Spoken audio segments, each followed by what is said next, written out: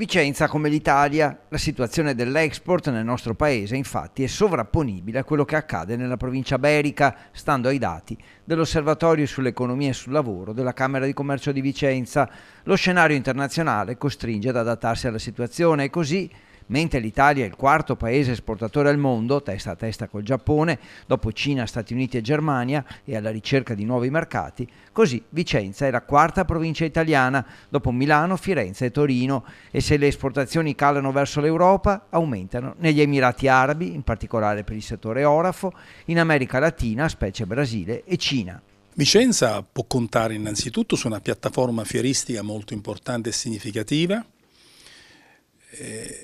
può contare su un sistema produttivo che è competitivo a livello globale e noi ci auguriamo che le imprese utilizzino al meglio la nuova transizione 5.0 sulla quale abbiamo collocato per il prossimo anno 4 miliardi di euro. Export condizionato anche dalle politiche americane, i dazi rischiano di azzoppare gli sforzi delle imprese vicentine, ma il governo non resta a guardare. Noi ovviamente stiamo sostenendo le nostre imprese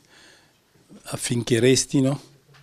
nel mercato americano, che è comunque un mercato per noi estremamente promettente, e sono convinto che i consumatori americani non rinunceranno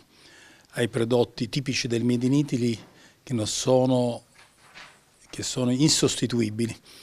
Nel contempo, ben consapevoli che il mondo cambia e velocemente, stiamo indirizzando le nostre imprese nei mercati che sono in crescita. Tornando ai numeri della Camera di Commercio, per Vicenza oltre 11 miliardi di euro di esportazioni all'estero nel primo semestre 2025, pari all'1,4% in meno di un anno fa, ma tra le prime 10 province esportatrici Vicenza è l'unica veneta.